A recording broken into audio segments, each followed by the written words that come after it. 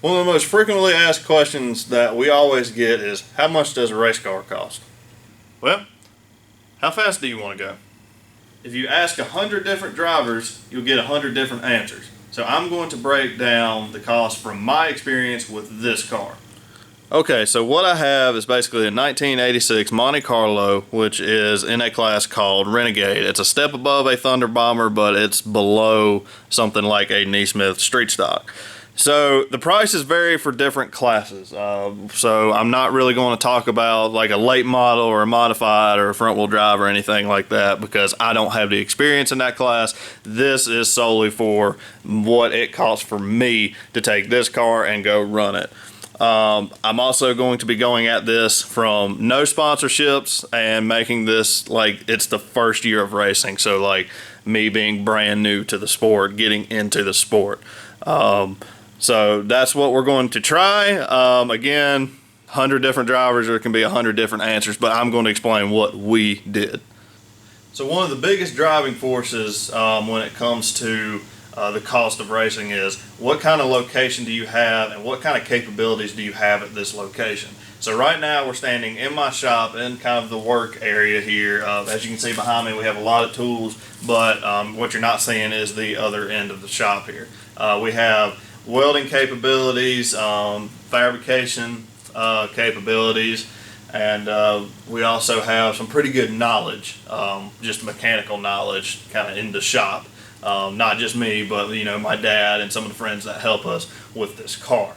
So that's a big driving force, is what kind of capabilities do you have, and also what are your capabilities as a person. So, you know, can you work on your own stuff, or do you have to have it shipped out to somebody else to do it? Because obviously that is going to drive the prices up.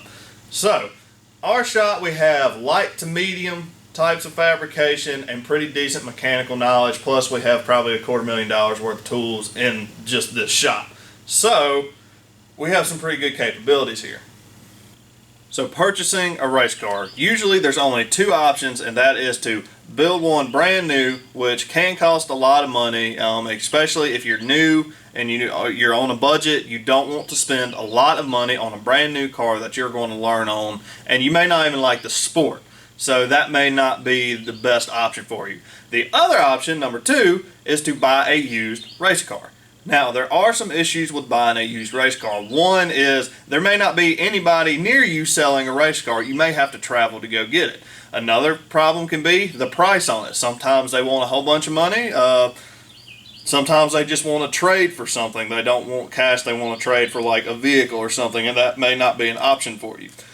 The other problem is, how much work does it need? So a big thing with used cars is they can be pretty rough. And there's going to be stuff that you have to do to get this car to the racetrack. So with us starting from nothing and being new to the sport, we went the used car route, and we ended up paying $3,000 for it, which was a fairly decent price, but it came with a lot of extras. That's another issue too. If you do buy a used car, it may not come with extras, or the transmission or the gear seat and whatnot. Ours came with everything minus the motor and the seat. So we paid a total of $3,000 for it, got a lot of extras with it, but that may be something that you have to look into. Is it worth paying the price and you not getting all the extras such as the seat, transmission, gear, drivetrain? We've seen them sell for $7,000 and have no drivetrain. And then we've seen them for $2,000 that has everything but the motor. So that's going to come down to hunting and finding the right car for you. Okay, so we have purchased the car for $3,000. We've gotten it back to the shop, and now we're ready to start working on it, starting to build it to get it ready for the season. Now, the first problem we ran into is we had some bad wheel bearings. We checked it over. There were several things we needed to replace, and the new wheel bearings ended up costing about $200. That was for the whole car to go all the way around, so we've already spent $200. And then the next purchase we had to make actually came from us working on the car, putting it together, and it ended up being a messed up wheel hub. We ended up paying about $160 to fix that. So we've already spent close to $400 just fixing the car, and that goes to show you that even though they say it's drop a motor in and go, that's not always the case. There's always some kind of work you will have to do to it. So after that, we needed to put new tires on it, which is about $450. Tires are give and take about $115, $110 a piece. We went with American Racers because that's what they had in stock. Not the best way to do that, but that's what we did at the time. So about midway through the build season, Carolina Speedway came out with a rule. They changed the shock rule. The rules come out, I don't know, maybe around January, February. But we had bought the car in October. We were already working on it. We were planning on running the shocks that were already on the car, but Carolina Speedway, again, came out with the rule that changed the game when it came to shocks.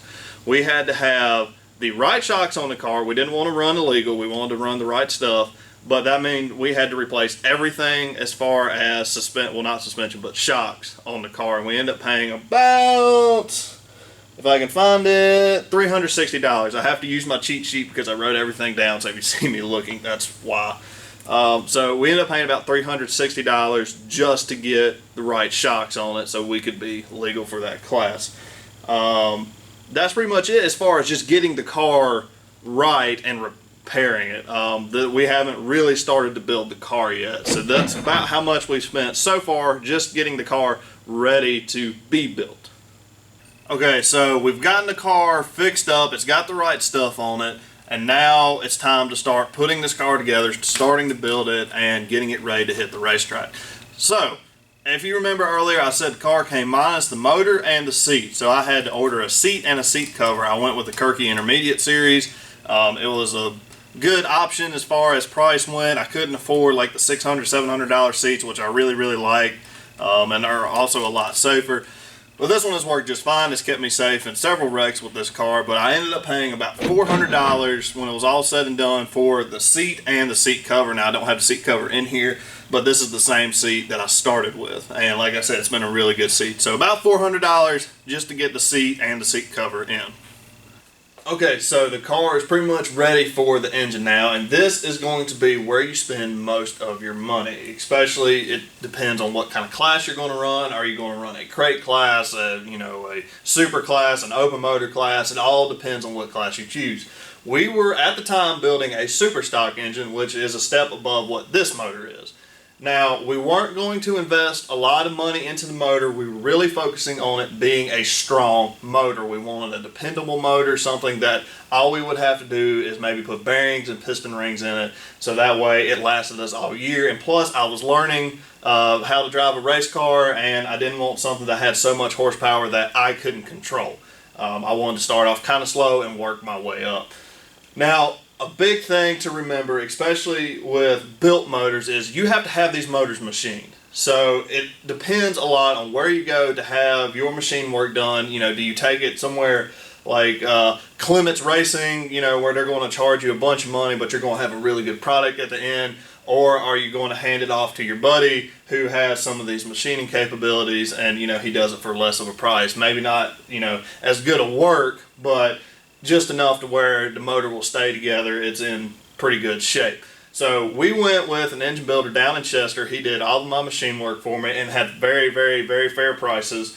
And because, again, we weren't trying to blow the roof off of the horsepower curve, we just put pretty much a stock motor together.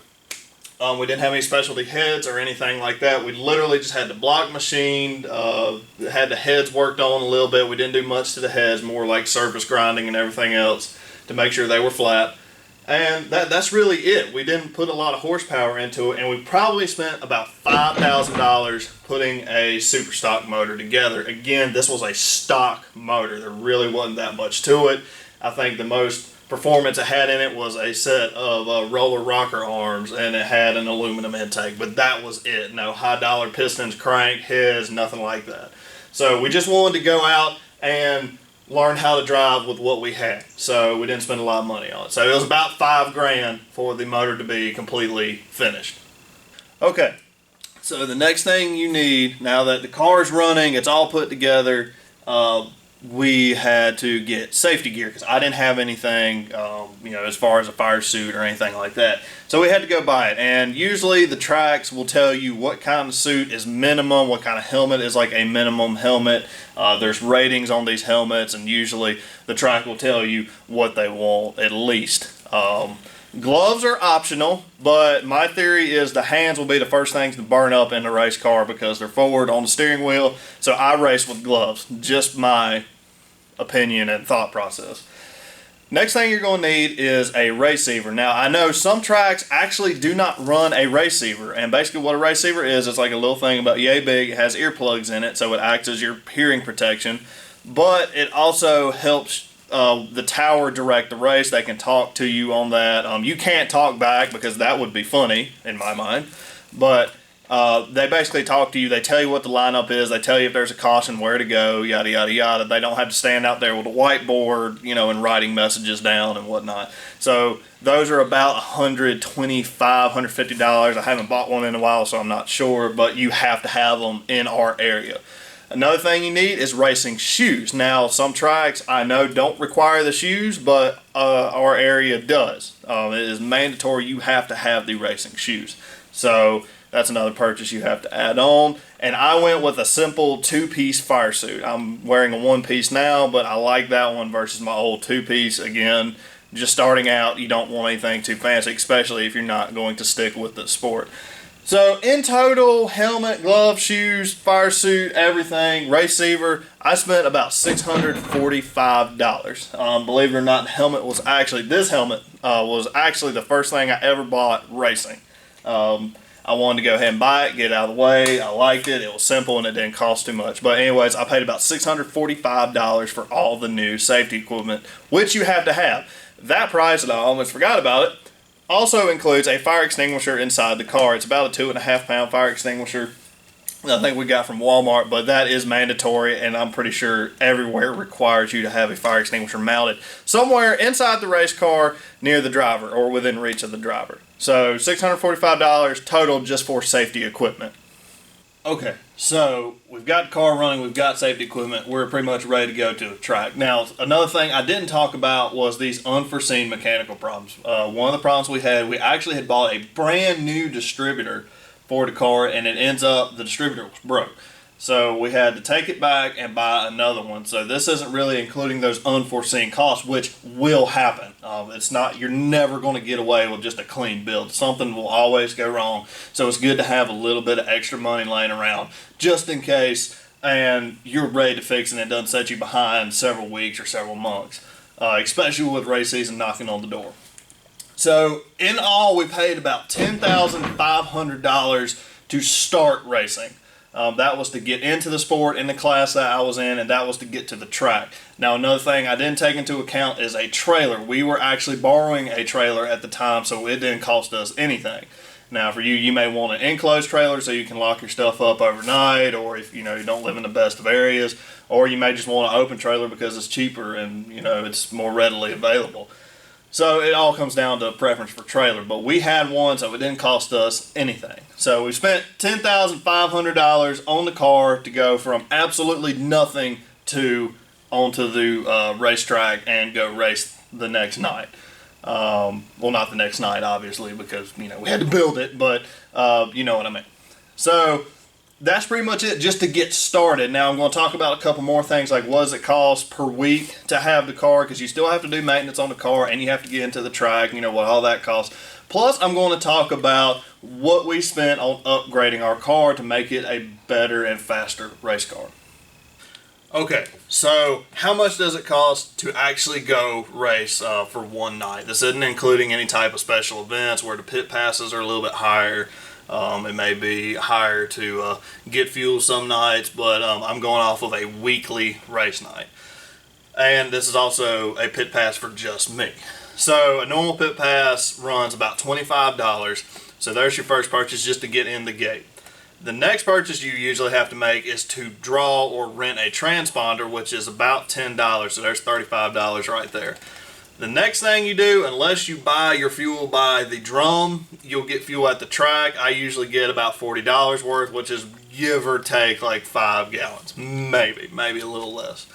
and that comes out to, I think, $75 total just for me to go run that night. Now that doesn't include, if I have my wife with me or if I have some friends with me that are helping, I try to pay for their stuff.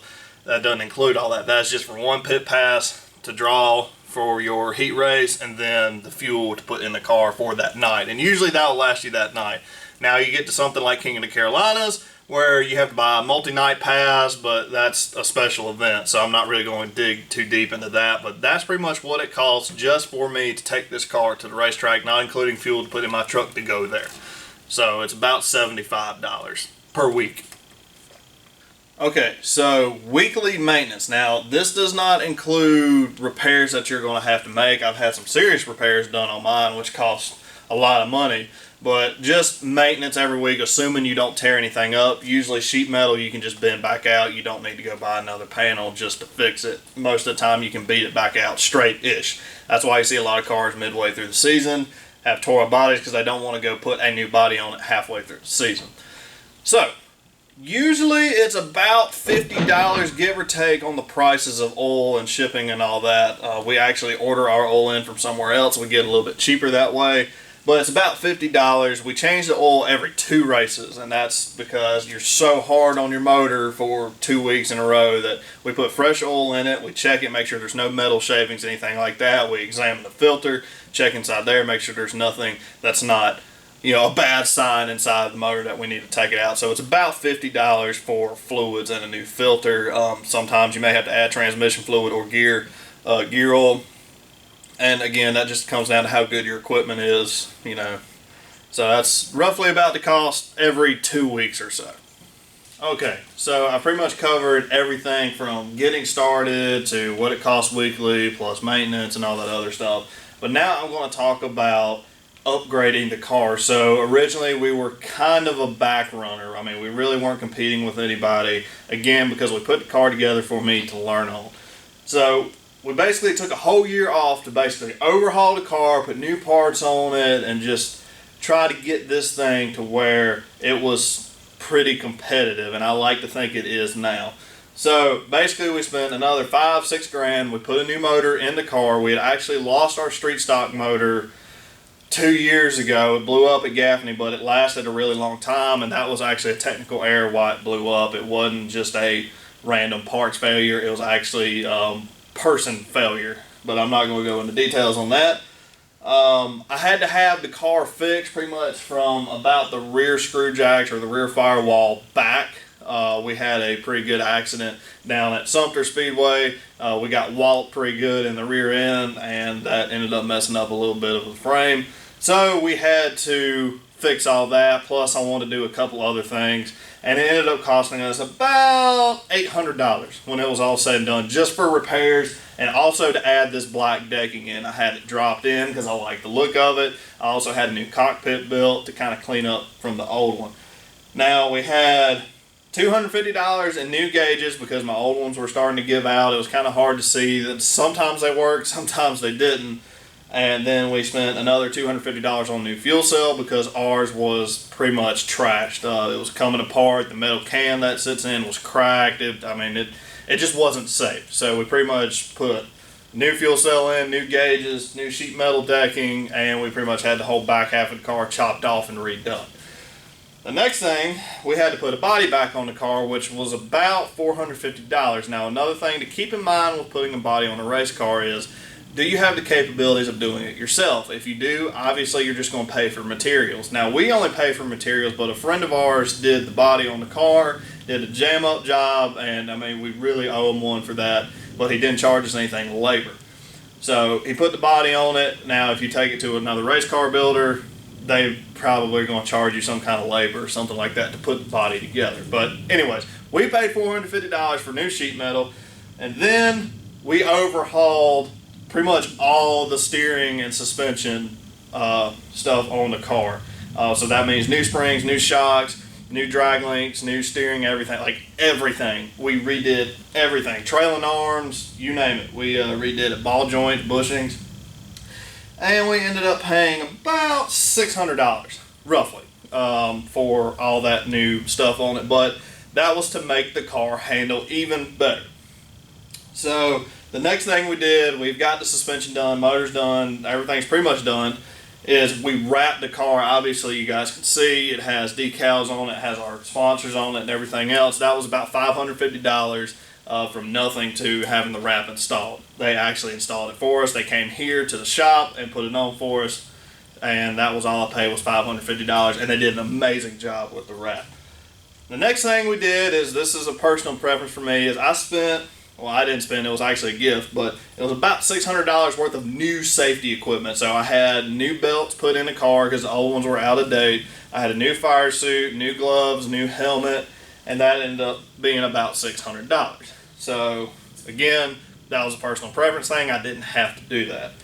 The next thing is, we put a new gear in the car. We actually spent a good chunk of money putting a really nice hard and polished gear in the car. We changed the ratio on it to something what we thought would work a little bit better with the kind of car we had, and we ended up paying about $300 just for that. Now, a thing to keep in mind is, Dad, or the guy, if you watch the gear building video, which is on our channel, you'll have seen him build a gear. That's pretty much what he does now, part-time, and he put it together so we didn't have to pay labor costs. We just had to pay for parts. So keep that in mind. That was solely just parts, and that was about $300. Now, all that being said, we probably spent about $7,500 just overhauling the car, which is not that far away from pretty much what we paid to start racing. But again, we wanted to get competitive, and that's the dangerous thing about the sport, is you can buy a car and just go run, but once you start wanting to be faster and be competitive, you've got to fork over the money to make it competitive. Now, another thing that I'm going to say here, which is also a big wild card, I guess, is we had a sponsor pretty much cover the cost of what it would take to make this car super competitive. And the sponsors all over the car. We have Appliance Guys, Anderson Hydro Platforms, and Hydrotech Transmissions. These guys really, helped us out a lot with this car, so they covered the cost of it to help us make it really competitive, and we can't thank them enough for that. So you may not have a sponsor and want to upgrade, but we did, and again, this is off of what we paid. So that's pretty much it when it comes down to what it costs to go racing, at least for us. I hope the video was somewhat informative and maybe a little bit interesting, because I know people have asked that, and again, you'll get all kinds of different answers, and a lot of it depends on what are your capabilities and what kind of location do you have. Can you do everything in-house? So yeah, that's pretty much going to do it for this video. So thank you guys so much for watching, and as always, we will see you in the next video.